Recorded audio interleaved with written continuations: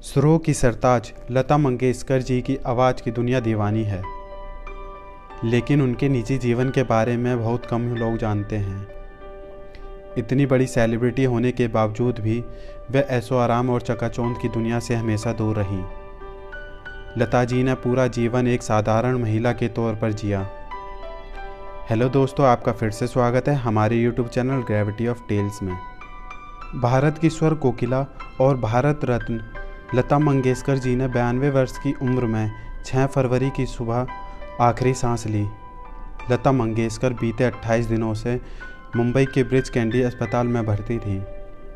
उनका इलाज कर रहे डॉक्टर ने बताया कि लता जी को कोरोना और निमोनिया हो गया था। हालांकि बीच में उनकी सेहत में सुधार होने लगा और उन्हें वेंटिलेटर से भी हटा दिया गया। लता जी के जीवन के बारे में बात करें तो इनके पिता दीनानाथ मंगेशकर एक संगीतकार और शास्त्रीय गायक थे। लता जी का जन्म 28 सितंबर 1929 को इंदौर में हुआ। शायद ही किसी को पता होगा, इनका असली नाम हेमा मंगेशकर था। इन्होंने अपने करियर के दौरान अपना नाम लता रख लिया। परिवार में संगीत का माहौल होने के कारण लता जी ने बचपन से ही संगीत की शिक्षा लेना शुरू कर दी और गीत गाने के साथ नाटकों में अभिनय भी किया। 13 साल की आयु में लता जी ने 1942 में पहला गाना मराठी भाषा में गाया। तब उन्हें एक गीत गाने के लिए 25 रुपये मिले। उसी साल उनके पिता दीनानाथ मंगेशकर का निधन हो गया। 3 बहनों और एक भाई से बड़ी होने की वजह से घर की सारी जिम्मेदारी लता जी पर आ गई, जिसके चलते लता जी पर दुखों का पहाड़ टूट पड़ा। बाद में कुछ फिल्मों में अभिनय करके और गाने गाकर परिवार का गुजारा किया। उन्होंने मंगला गौर, मांझे बाल, गज भाऊ, बड़ी माँ और जीवन यात्रा सहित कुछ फिल्मों में छोटी मोटी भूमिका निभाई।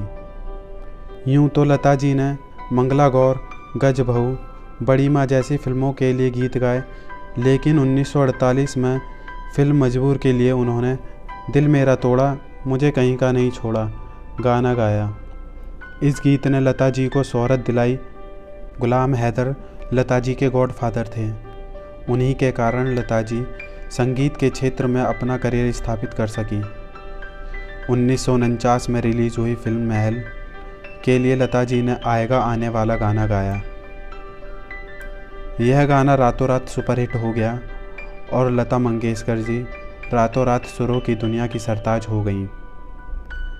इस सुपरहिट गीत के बाद लता जी कामयाबी की नई ऊंचाइयों तक पहुंचती रहीं और फिर कभी पीछे मुड़कर नहीं देखा। इस सुपरहिट गाने के बाद 20 साल तक लता जी ने संगीत की दुनिया पर राज किया। लता जी ने 36 अलग अलग भाषाओं में हजारों गाने गाए।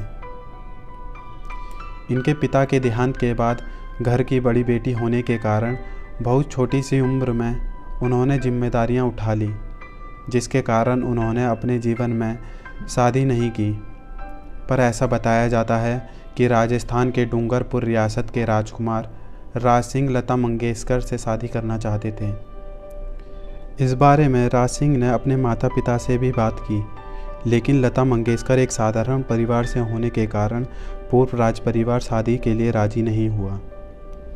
डूंगरपुर राजघराने के राजकुमार राज सिंह 1959 में लॉ की पढ़ाई करने के लिए मुंबई गए। वह क्रिकेट के अच्छे खिलाड़ी थे।